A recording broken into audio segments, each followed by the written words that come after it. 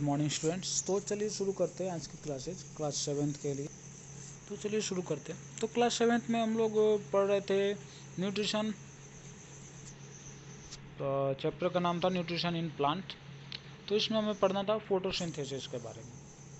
तो in photosynthesis the sun's light energy is captured by chlorophyll, the green substance in plant, especially their leaves. The sun's energy is used to combine water from the soil and carbon dioxide from the air.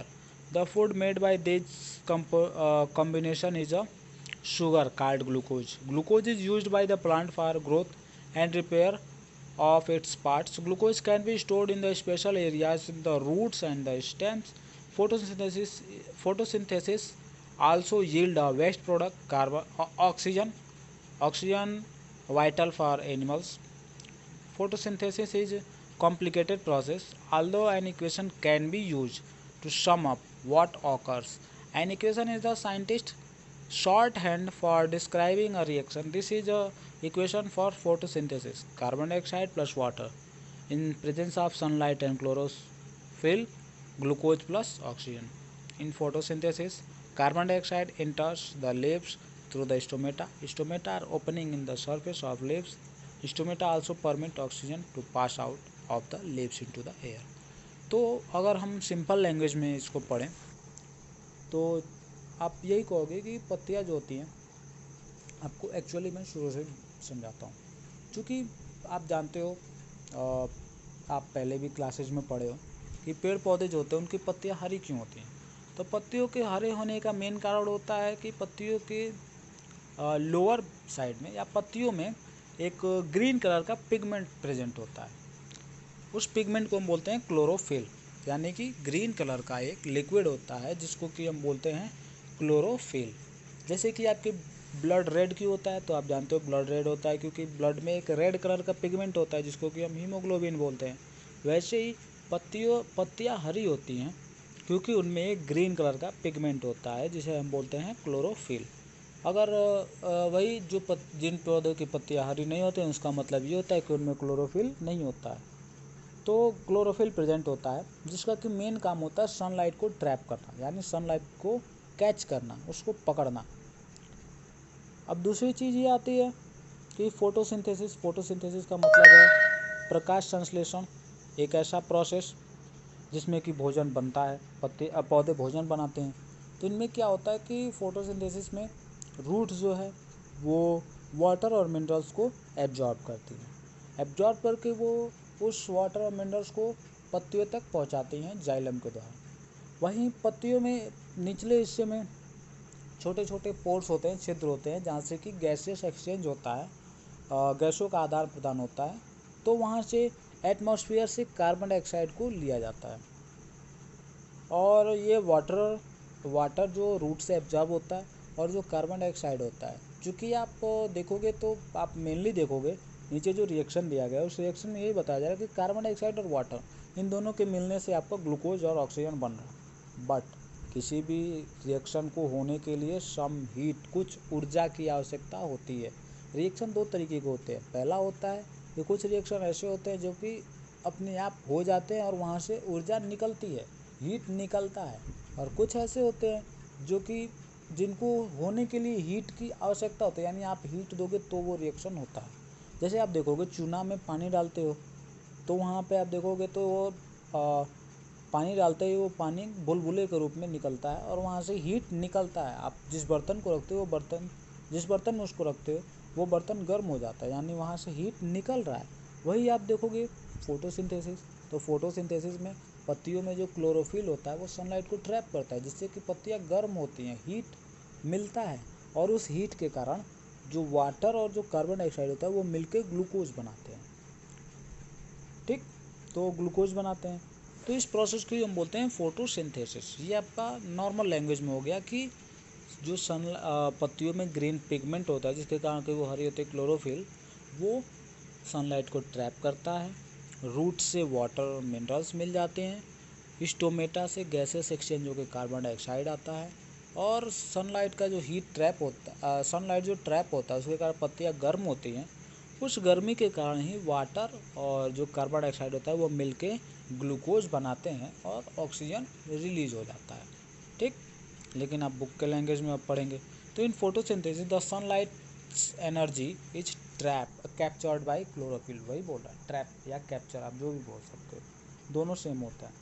यानी कि photosynthesis में जो सन की जो light energy होती है, जो प्रकाश ऊर्जा होती है, उसे क्लोरोफिल द्वारा कैप्चर किया जाता है। The green substance in plants specially in their leaves, वही कह रहा है कि जो ग्रीन सब्सटेंस या ग्रीन पिगमेंट वो जो कि पौधों में उपस्थित होता है, खास करके पौधों की पत्तियों में। The sun's energy is used to combine water from the soil and carbon dioxide from the air. तो साथ ही साथ सूर्य की जो ये ऊर्जा होती है, जो लाइट एनर्जी होती है, वो उसका यूज किया जाता है, उसको यूज किया जाता है जिससे कि वह वाटर जो कि मिट्टी से एब्जॉर्ब करके आता है और कार्बन डाइऑक्साइड जो कि हवा से आता है स्टोमेटा के द्वारा, गैसेस एक्सचेंज के द्वारा, उन दोनों को कंबाइन किया जा सके। The food made by this combination, और इस कॉम्बिनेशन से जो भोजन बनता है उसे हमको बोलते हैं शुगर या फिर ग्लूकोज। ठीक, glucose is used by the plant for growth and repair of its parts. और ये जो ग्लूकोज होता है यह पौधों के द्वारा यूज किया जाता है, उन पौधों के विकास के लिए या फिर उनके रिपेयरिंग के लिए, जो टूटे फूटे पार्ट्स जो कटे पिटे पार्ट्स होते हैं उनके रिपेयरिंग के लिए। Glucose can be stored in special area in the roots and stems. कह रहा है कि साथ ही साथ ये जो ग्लूकोज होता है उसको स्टोर भी किया जाता है, इकट्ठा भी किया जाता है।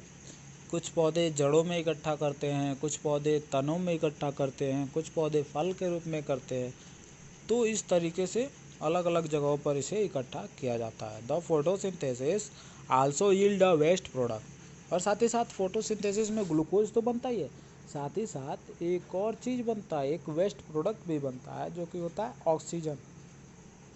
और ये ऑक्सीजन जो है वो जानवरों के लिए बहुत ही आवश्यक होता है। Photosynthesis is a complicated process. जो आपका प्रकाश संश्लेषण है वो बहुत एक जटिल प्रक्रिया है। Although an equation can be use to sum up what occurs, फिर भी एक इक्वेशन का यूज किया जाता है, एक समीकरण का यूज किया जाता है इस पूरे प्रोसेस को, ये क्या हो रहा है उसको दिखाने के लिए। ठीक है, an equation in the scientist short hand for describing reaction. एक इक्वेशन वो होता है जो वैज्ञानिकों द्वारा छोटे से छोटे भाग में किसी भी रिएक्शन को समझाने के लिए यूज किया जाता है। This is a equation for photosynthesis. Photosynthesis के लिए जो इक्वेशन है वो नीचे दिया गया है। कार्बन डाइऑक्साइड और वाटर दोनों मिलते हैं, प्रेजेंट होता है सनलाइट, किसके कारण, तो क्लोरोफिल के कारण सनलाइट प्रेजेंट होता है, वो क्लोरोफिल जो कि पत्तियों में होता है। और इन दोनों के प्रेजेंस में कार्बन डाइऑक्साइड और वाटर जो है वो मिलकर ग्लूकोज बनाते हैं और साथ ही साथ एक वेस्ट प्रोडक्ट निकलता है जिसे हम बोलते हैं ऑक्सीजन। फिर आगे कहता है in photosynthesis carbon dioxide इंटर्स the leaves through the stomata. कह रहा है प्रकाश संश्लेषण में पौधे जो है कार्बन डाइऑक्साइड जो है पत्तियों के द्वारा, पत्तियों में एक छिद्र होता है जिसको कि हम बोलते हैं स्टोमेटा, स्टोमेटा के द्वारा अंदर आता है। Stomata are opening in the surface of leaves. यह स्टोमेटा जो है या पत्तियों के सरफेस पे, सतह पे खुलता है। Stomata also permit oxygen to pass out of leaves into the air. और यही स्टोमेटा पत्तियों से ऑक्सीजन को भी निकलने में सहायता करता है। अगला टॉपिक आपका आता है पैरासाइट्स। पैरासाइट्स आप पढ़े हो पहले भी, लेकिन आप जो पैरासाइट्स पढ़े हो वो पैरासाइट्स आप जानवरों में पढ़े हो। अभी आता है आपका पैरासाइट्स पौधों में। Parasitic plants fall under the category of heterotrophs because they derive their food from other. कह रहा है कि पैरासाइटिक प्लांट्स जो होती हैं, जो भी पैरासाइट्स होती हैं वो हेट्रोट्रॉप्स में आती हैं। क्यों? क्योंकि ये अपना भोजन जो है वो दूसरों से ही प्राप्त करती हैं, खुद नहीं बनाते हैं। Parasites are plants or animals that live in और on other plants or animals. आप जानते हो पैरासाइट्स में आपका एक मच्छर भी आता है। तो आप जानते हो पैरासाइट्स वे होते हैं जो कि अपने भोजन के लिए किसी दूसरे पौधे या जानवरों पर आश्रित होते हैं and take food from these. So called hosts. और साथ ही साथ वे जिससे भोजन प्राप्त करते हैं वो कहलाता है होस्ट, वो उनका होस्ट कहलाता है। तो पैरासाइट्स मतलब कि वे जो कि क्या करते हैं, एक फुली डाइजेस्टेड भोजन डायरेक्टली शुगर या फिर ग्लूकोज के रूप में, जैसे आप मच्छर देखते हो, मच्छर क्या करता है, आपके बॉडी में कहीं भी काटता है और वहाँ से आपके ब्लड को शक करता है।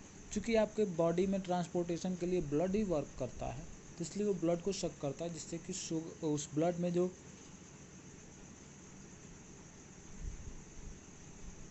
प्रेजेंट शुगर होता है वो शुगर वो शक कर लेता है, चूस लेता है और फिर उससे वो अपना पोषण करते हैं। तो इसलिए हम पैरासाइट्स, और ठीक वैसे ही पौधों में भी होता है।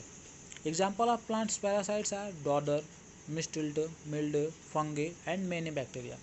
तो पैरासाइट्स के बहुत सारे एग्जाम्पल हैं पौधों में, जैसे कि डॉडर है, मिस्टिल्ट है, मिल्ड्यू है, फंगी है, ये सब आपके हैं। Plant parasites usually have no chlorophyll.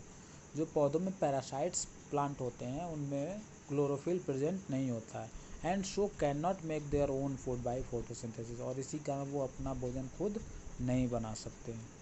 तो फिर आज के लिए इतना ही, आगे हम कल पढ़ेंगे।